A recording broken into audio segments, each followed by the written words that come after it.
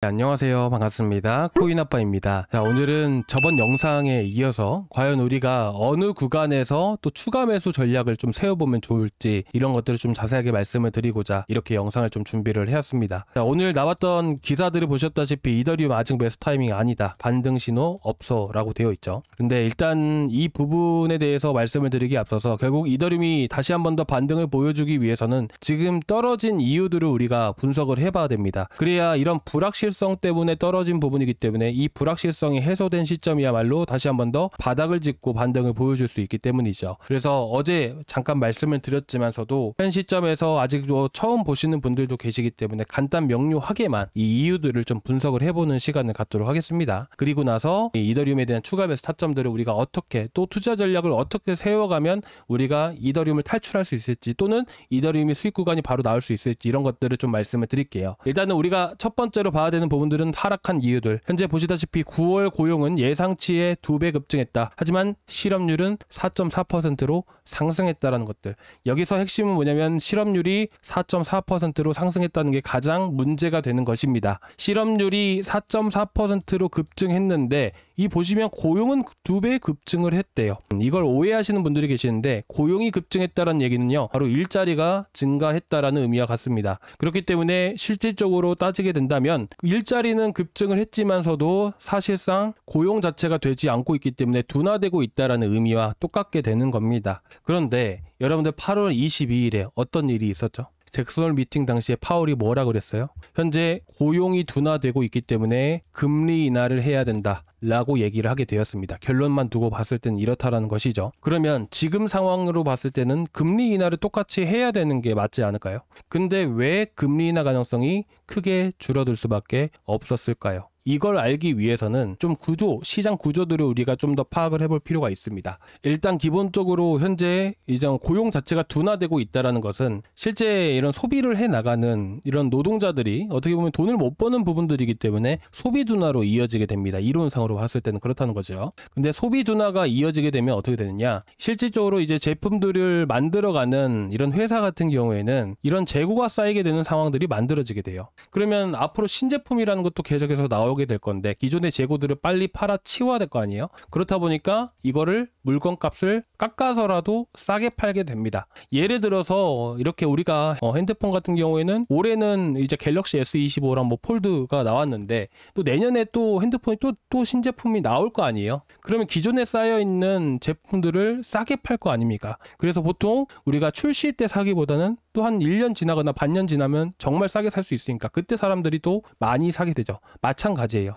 그러니까 이런 상황들이 지금 소비 둔화로 인해서 만들어진다는 거예요. 그렇게 됨으로써 물가 자체가 안정되기 때문에 파월이 뭐라 그랬어요? 물가는 안정될 거니까 고용 둔화로 인해서 어떻게 보면 금리 인하를 해야 된다 라고 얘기를 하게 되면서 이 당시에 급등을 했던 겁니다. 그러면 지금은 어떨까요? 고용 둔화가 되고 있잖아요. 그렇죠? 근데 지금 이렇게 금리 인하 가능성이 낮아질 수밖에 없는 이유는 미국의 소비 구조를 우리가 알면 충분히 이해할 수가 있습니다. 보시게 되시면 지금 JP모건에서 나왔던 보고서를 발췌를 해서 제가 보여드리는 겁니다. 자, 보시면 소득 상위 10% 계층이 전체 소비 지출의 약 49.2%를 차지를 했다. 라는 거예요. 그러면 실질적으로 소득 상위 10% 계층이 소비가 계속해서 늘어나게 된다라고 하게 되었을 때는 사실상 소비 부분에 있어서는 큰 문제가 되지 않는다라는 의미거든요. 그렇기 때문에 물가 자체가 안정될 리가 없다라는 의미예요. 그래서 얘기가 나와줬던 게 미국 소비 양극화 심화에다가 물가 챙겨야 한다라는 얘기가 그래서 나온 겁니다. 지금 당장의 고용을 잡기 위해서는 기준금리를 인하하는 것이 맞습니다. 이론적으로 봤을 때는 맞습니다. 근데 고용을 챙기게 되면서 금리 인하를 했을 경우에는 물가 자체가 다시 우상향에 갈 수 있기 때문에 고용을 잡는다고 물가를 무시할 수는 또 없다 보니까 현재 기준금리 인하를 하지 못하는 이유가 되는 것이죠. 그렇다 보니까 현재 시장에 대한 포커스가 어디로 맞춰져요? 바로 물가로 맞춰진다라는 것이에요. 그러면 지금 현 상황에서 우리가 봐야 되는 게 뭘까요? 자, 결론만 두고 말씀드리면 물가가 안정이 된다면 그제서야 다시 포커스가 고용으로 집중되면서 금리 인하 가능성이 높아진다라는 것이에요. 그러면 지금 당장 우리가 봐야 되는 것은 소비자 물가지수와 생산자 물가지수입니다. 그런데 지금 아직까지 봤을 때 백악관층에서 뭐 소비자 물가지수 물가 데이터들은 뭐 당장에 나올 겁니다. 어느 날짜에 나올 겁니다. 라는 얘기가 하나도 없습니다. 그렇기 때문에 이 지표가 나오기 전까지는 조금 변동성이 강하게 움직일 수가 있지만 하지만 이 지표가 나와줬을 때는 어느 정도 반등이 나와줄 수 있습니다. 그러면 이 CPI와 PPI 데이터가 완전하게 높게 나와버리면 어떻게 될까요? 시장은 추가적인 하락이 불가피하겠죠. 근데 지금 보고 계시는 클리블랜드 연방준비은행의 인플레이션 나우캐스팅을 보셨을 때 11월에 발표되는 것은 10월 달치가 발표가 됩니다. 이제 10월 달에 한번 물가지표가 발표가 되었었죠. 근데 그래서 10월 30일 것을 우리가 봐야 되는 것인데 CPI 인플레이션도 중요하지만 오히려 금리 결정에 가장 크게 영향을 미치는 것은 코어 PC입니다. 그래서 2.788% 보이실 거고요. 2.86% 그리고 3.0%가 보이실 겁니다. 전체적으로 봤을 때 3.2에서 3.3%를 유지를 해주고 있다는 것은 정말 안정적으로 유지가 되고 있다라고 여러분들이 보시는 게 좋습니다. 하지만 3.5%를 넘어가는 순간부터는 정말 충격이 다가올 수 있기 때문에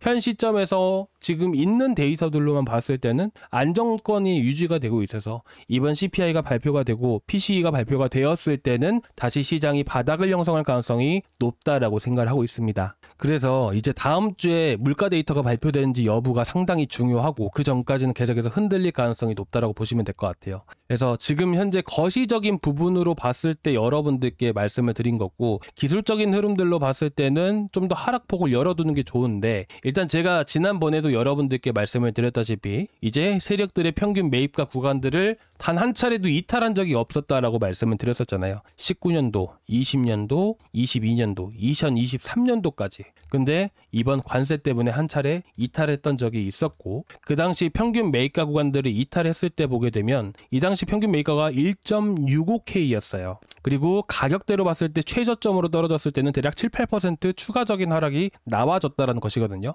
그럼 과거의 데이터들로 봤을 때 최저치가 7, 8% 정도 떨어진 위치이기 때문에 현 시점에서 390만 원까지도 열어두고 볼 필요가 있을 것 같습니다. 근데 더 중요한 것은 뭐냐면 떨어지는 게 중요한 게 아니라 다시 한 번 더 회복을 해줬을 때 우리가 어떻게 대응하느냐에 따라서 우리가 다시 수익 보고 나올 수 있을지 아니면 또 물리게 되는 것인지가 결정이 될 겁니다. 그래서 어떻게 대응을 해 나가야 되는지를 제가 말씀을 드릴 건데 일단 한 가지 더 여러분들께 유동성 자금에 대한 흐름들을 좀 말씀을 드릴 필요가 있는데 이거는 다음 영상에 좀 구체적으로 말씀을 드릴게요. 사실 바닥이 곧 나올 수 있는 이유 중에 하나거든요.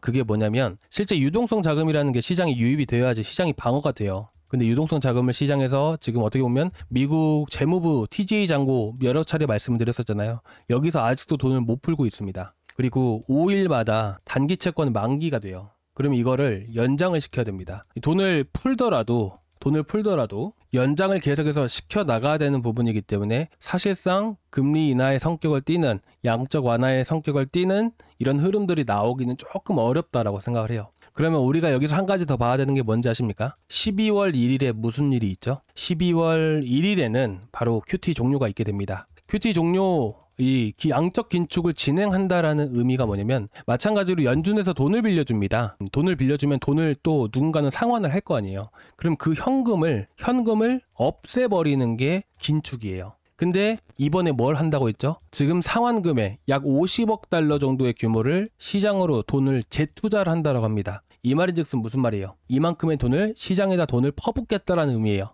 그러면 12월 1일부터 진행을 한다라고 했기 때문에 사실상 12월 달에 바닥이 나올 수 있다라고 저는 생각을 합니다. 그래서 지금 바닥이 거의 다 다가왔다라고 여러분들께 강조해서 말씀을 드리는 그 이유 중에 하나이고요. 이거는 제가 이 자료들을 좀 준비를 해서 다음 영상에서 좀 더 구체적으로 말씀을 드리겠습니다. 정말 중요한 내용입니다. 어느 누구도 잘 얘기해주지 않을 겁니다. 그래서 일단은 이렇게 보시면 될 것 같고 우리가 이제 추가 매수 시점들을 찾아봐야 되는데 간단하게만 보시면 됩니다. 일단은 현재 보시다시피 이 4, 5월 달에 한번 이런 세력들의 단가를 이탈했다라고 했잖아요. 이 단가 구간들은 매번 변하게 됩니다. 그래서 제가 변할 때마다 말씀을 드릴 거예요. 제가 그저께 말씀드렸던 위치는 2.882K예요. 17일 날짜잖아요. 그쵸? 근데 지금 보시게 되시면 18일 날짜밖에 안 나와 있어요. 근데 2.8769K예요. 2.882K보다 내려갔죠. 그래서 평균 단가는 계속해서 내려갈 겁니다. 그래서 이걸 우리가 왜 봐야 되냐면 보통은 이런 자리들을 이탈했을 때는 투매가 나오게 되면서 추가적인 하락이 불가피하게도 나올 수밖에 없겠지만 보통 상승의 시작을 할 때는 세력들의 단가를 넘어가게 됩니다.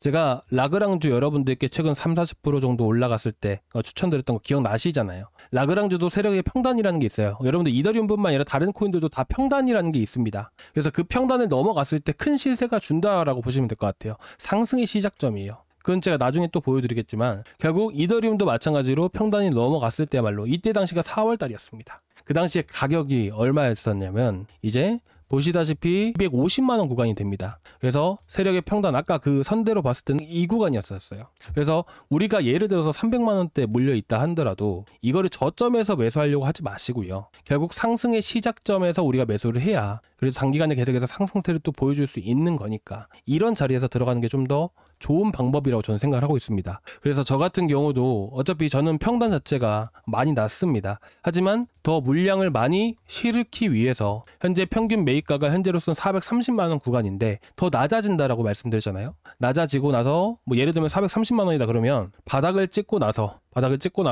다시 재돌파하는 시점들이 다시 한 번 더 강세를 보이는 시점이기 때문에 저는 이런 돌파하는 시점들에 맞춰서 저는 매입할 예정입니다.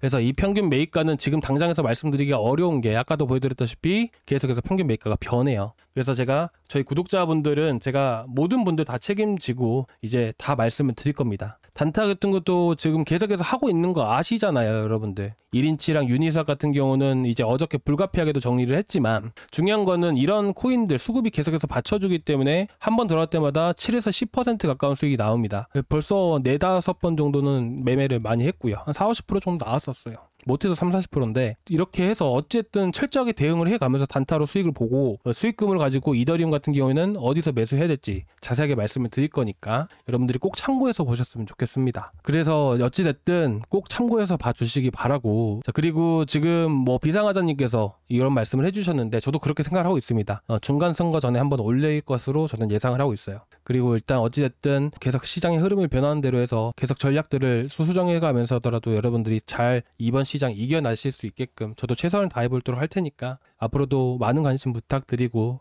그리고 아직까지 구독자방 안 들어와 계신 분들도 좀 계실 거예요. 이제 뭐 새로 보시는 분들은 뭐 안 들어와 계시겠죠. 그래서 저희 고정 댓글란에 보시면 여기 링크 타고 들어오시면 되시는데 이 링크를 클릭을 하시면 이 페이지가 나오게 돼요. 근데 여기서 실시간 소통방 입장 이거 하나만 눌러주세요. 그러면 제가 문자로 링크 하나 보내드리거든요. 링크 보내드리면 그거 타고 들어오시면 지금 구독자방 바로 보이실 겁니다.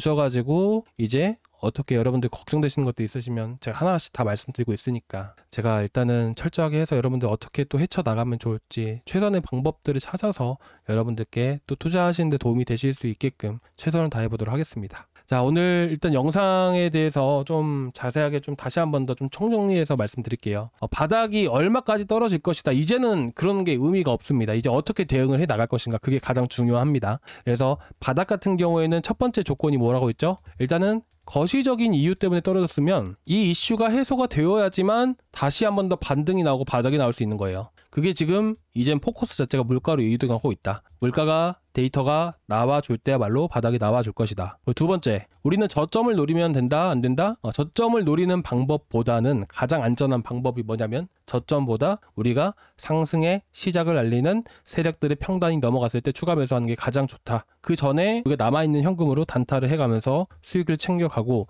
그 수익금을 가지고 우리는 추가 매수 전략을 세운다. 이렇게 여러분들이 보셨으면 좋겠습니다. 자, 오늘 여기까지 준비했는데 여러분 힘내시기 바라고요. 다음 시간에 또 뵙도록 하겠습니다. 감사합니다.